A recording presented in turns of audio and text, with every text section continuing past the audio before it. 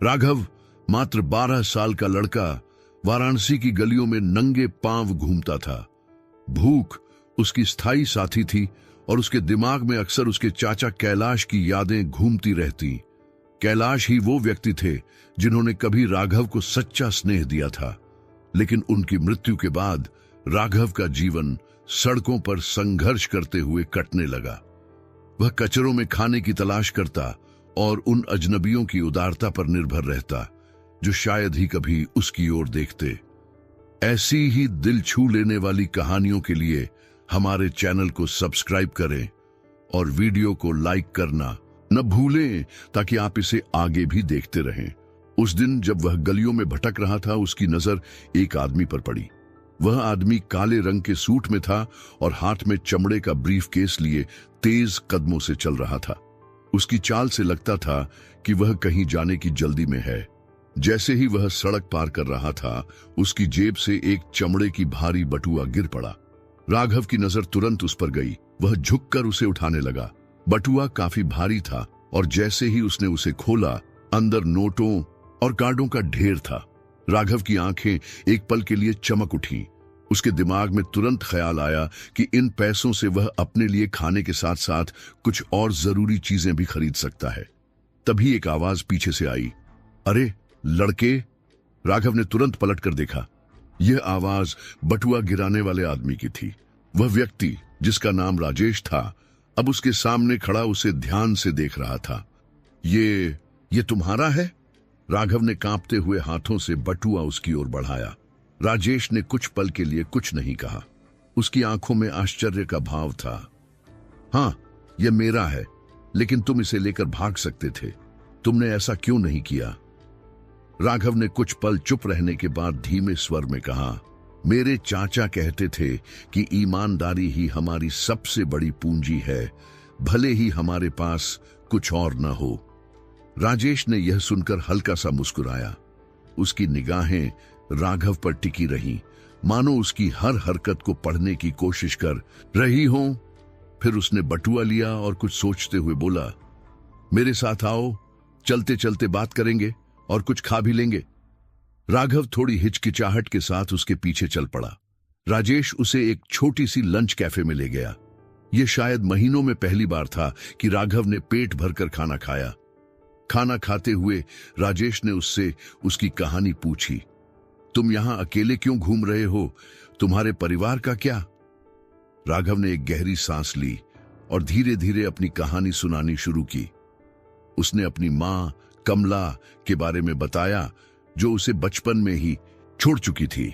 उसने कैलाश चाचा के साथ बिताए उन सुनहरे दिनों का जिक्र किया जब उसे लगता था कि वह दुनिया के सबसे सुरक्षित इंसान है, लेकिन चाचा की मृत्यु के बाद वह सड़कों पर आ गया।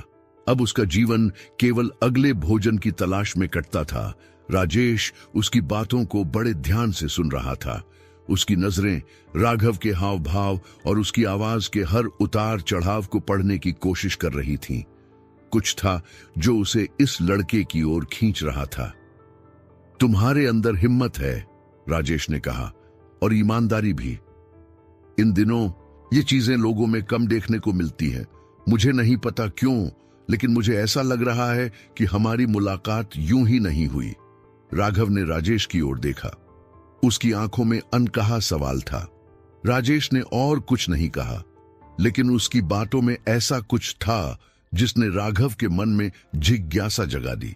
राजेश ने धीरे से मुस्कुराते हुए अपनी घड़ी देखी और कहा, चलो अब यहां से निकलते हैं, आगे तुम्हें कुछ और दिखाना है। राघव उसके पीछे पीछे चल पड़ा, लेकिन उसके मन में ढेरों सवाल थे। क्या राजेश सच में उसकी मदद करेगा या यह सिर्फ एक अजीब इत्तेफाक था? राघव को अपने साथ लेकर राजेश ने उसे अपने घर पर आने का इशारा किया। जब वे घर पहुंचे तो राघव ने देखा कि यह एक बड़ा और साफ सुथरा घर था, लेकिन इसके अंदर प्रवेश करते ही उसने जो महसूस किया वह एक अजीब सा खालीपन था। दीवारें सुंदर थीं, फर्नीचर व्यवस्थित था, लेकिन घर में जीवन का कोई संकेत नहीं था। राघव, जो अब तक चुपचाप सब कुछ देख रहा था, आखिरकार बोल पड़ा, आप यहां अकेले रहते हैं? राजेश थोड़ी देर तक चुप रहा। फिर उसने गहरी सांस लेते हुए जवाब दिया, हाँ, मेरी पत्नी प्रिया कुछ साल पहले गुजर गई। हमने बच्चों की कोशिश की थी, लेकिन हमारा परिवार पूरा नहीं हो सका। उसके जाने के बाद से मेरी जिंदगी बस ऐसी ही है, शांत और खाली। ये सुनकर राघव ने राजेश की तरफ देखा। उसकी बाल सुलभ जिज्ञासा अब सहानुभूति में बदल गई थी। वह जानता था कि अकेलेपन का दर्द क्या होता है। उसने धीरे से पूछा, क्या आपको कभी लगता है कि वो आपको देख रही हैं? राजेश चौंक कर उसकी ओर देखने लगा। यह सवाल उसकी उम्मीदों से परे था। वह सोच में पड़ गया। कुछ पल बाद उसने सिर हिलाकर कहा, शायद। कभी कभी लगता है वो अभी भी यहीं है, मुझे राह दिखाने के लिए। दोनों के बीच कुछ समय तक खामोशी रही। यह खामोशी असहज नहीं थी, बल्कि ऐसी थी जैसे दो अनजाने लोग एक दूसरे का दर्द समझने लगे हों। कुछ देर बाद राजेश ने राघव से पूछा, क्या तुम कभी अपनी मां के पास लौटने के बारे में सोचते हो? राघव की आंखों में अचानक कठोरता आ गई। वह थोड़ा गुस्से और थोड़ा दर्द के साथ बोला, नहीं, उसने मुझे मेरे चाचा के पास छोड़ दिया था, पैसे के लिए। उसने मुझे बेचा था। मैं उसके बारे में कुछ महसूस नहीं करता।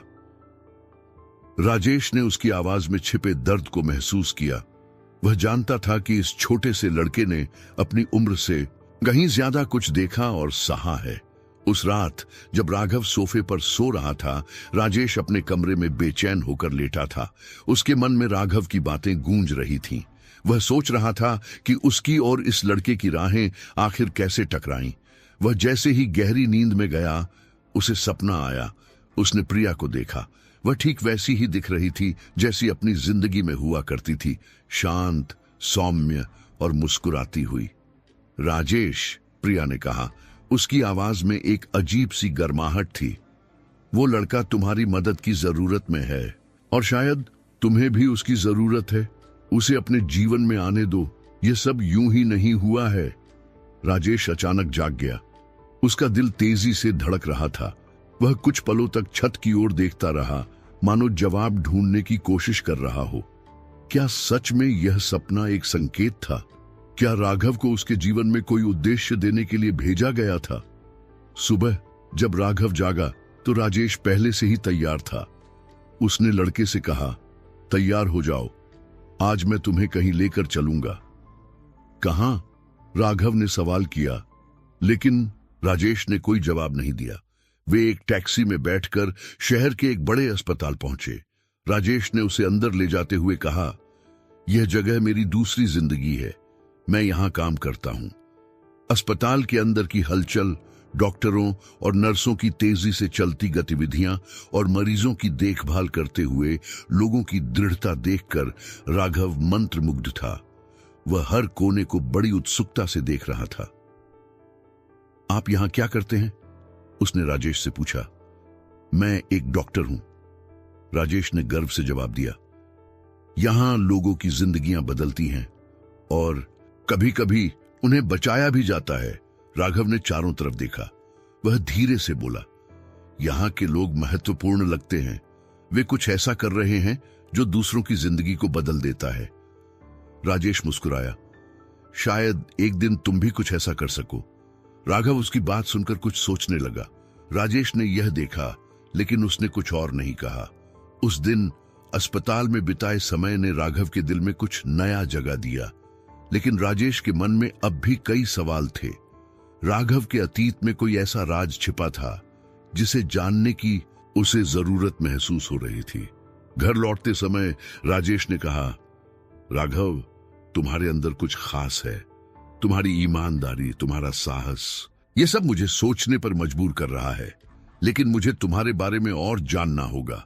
तुम्हारे चाचा कैलाश के अलावा कोई और है जो तुम्हें याद आता है? राघव कुछ पलों तक चुप रहा। फिर उसने सिर झुकाकर कहा, नहीं, बस वही थे। वही मेरे सब कुछ थे। राजेश ने उसकी बातों में छिपे दर्द को महसूस किया। उसने ठान लिया कि वह राघव की मदद करेगा, लेकिन यह सफर आसान नहीं होने वाला था। राजेश और राघव के बीच के रिश्ते ने कुछ ही हफ्तों में गहराई पकड़ ली थी।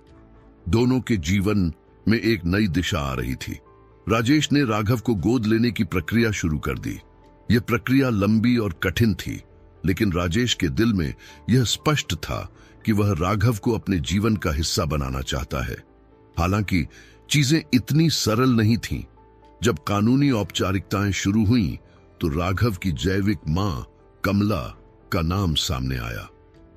राजेश को मजबूरी में उससे संपर्क करना पड़ा। हालांकि वह खुद भी नहीं चाहता था कि राघव की जिंदगी में वह महिला फिर से वापस आए। अगले हफ्ते कमला अस्पताल में आई। उसकी उपस्थिति में असहजता थी। उसका चेहरा चिंता से भरा हुआ था, लेकिन उसके होठों पर एक नकली मुस्कान थी। उसने राघव को देखा और उसकी ओर बढ़ी। बेटा, कमला ने कांपते हुए स्वर में कहा, मैं इस दिन का इंतजार कर रही थी। मैंने सोचा नहीं था कि कभी तुम्हें फिर से देख पाऊंगी। राघव ने उसकी बात सुनकर गुस्से और दर्द से भरी आंखों से उसकी तरफ देखा। उसने अपना हाथ झटकते हुए कहा, इंतजार? तुमने मुझे बेचा था जैसे मैं कोई सामान हूं। तुम्हें मेरा कोई ख्याल नहीं था। कमला ने एक पल के लिए सिर झुका लिया। उसकी आंखें गीली हो गई। मैं जानती हूं मैंने गलतियां की हैं, लेकिन मुझे एक और मौका चाहिए।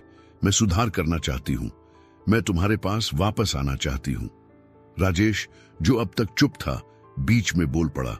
उसकी आवाज में दृढ़ता थी। कमला, तुमने अपने बेटे को छोड़ दिया। तुमने उसे अपने लालच के लिए उसके चाचा के पास भेज दिया। अब जब वह अपनी जिंदगी में आगे बढ़ रहा है, तुम क्यों वापस आना चाहती हो? कमला ने लड़खड़ाते हुए कहा, मैंने गलत किया, लेकिन तब मेरे पास कोई और चारा नहीं था। मैं डर गई थी। मुझे नहीं पता था कि क्या करना चाहिए, लेकिन अब मैं बदल गई हूं। राजेश ने उसकी आंखों में झांकते हुए कहा, बदल गई हो या नहीं, यह अब मायने नहीं रखता। सवाल यह है कि क्या राघव तुम्हें अपनी जिंदगी में चाहता है? राघव ने अपनी मां की ओर देखा। उसके भीतर भावनाओं का तूफान चल रहा था। गुस्सा, दर्द और कहीं न कहीं एक छोटी सी दया। लेकिन उसने अपनी भावनाओं को नियंत्रण में रखते हुए कहा, मैं तुम्हें माफ करता हूं, लेकिन मैं तुम्हें अपनी जिंदगी में वापस नहीं चाहता। मेरे पास अब सब कुछ है जिसकी मुझे जरूरत है। मुझे अब तुम्हारी जरूरत नहीं है। कमला की आंखों से आंसू बह निकले। उसने राघव को एक आखिरी बार देखा और फिर बिना कुछ कहे चली गई। कमला के जाने के बाद राजेश ने राघव को गले लगाया। तुम जितना मैं सोचता था उससे कहीं ज्यादा मजबूत हो। तुम्हें पता है कि अपने लिए सही क्या है। ये बहुत बड़ी बात है। उस रात राजेश ने अपने दिल में प्रिया की बातों को याद किया। उसने मन ही मन कहा, तुम सही कहती थी प्रिया, इस बच्चे को मेरी जरूरत है, और सच कहूं तो मुझे भी इसकी। कुछ महीनों बाद राघव को गोद लेने की प्रक्रिया पूरी हो गई। राघव अब कानूनी तौर पर राजेश का बेटा बन चुका था। यह सिर्फ एक कागज का टुकड़ा नहीं था, बल्कि एक ऐसे रिश्ते की शुरुआत थी जो विश्वास और प्यार पर आधारित था। राघव और राजेश ने एक साथ नई जिंदगी शुरू की। राघव ने धीरे धीरे अपने अतीत को पीछे छोड़ना शुरू कर दिया। कमला की छाया उसके जीवन से पूरी तरह मिट चुकी थी। राजेश ने अपनी पत्नी प्रिया से किए वादे को पूरा किया। उसने राघव को वह जिंदगी दी जो वह हमेशा से डिजर्व करता था, प्यार, सम्मान और एक परिवार। राघव ने भी अपने अंदर नई संभावनाओं को जन्म दिया। उसने अस्पताल के माहौल से प्रेरित होकर अपने जीवन का उद्देश्य ढूंढना शुरू किया। अब वह न केवल अपनी जिंदगी जी रहा था, बल्कि दूसरों की जिंदगी में भी रोशनी लाने का सपना देख रहा था। यदि इस कहानी ने आपको किसी भी प्रकार से छू लिया हो, तो हमारे चैनल को सब्सक्राइब करें। अगर हमारे कंटेंट को और बेहतर बनाने के लिए आपके पास कोई सुझाव हो, तो कृपया कमेंट्स में बताएं, ताकि मैं आपके लिए और भी बेहतरीन सामग्री ला सकूं।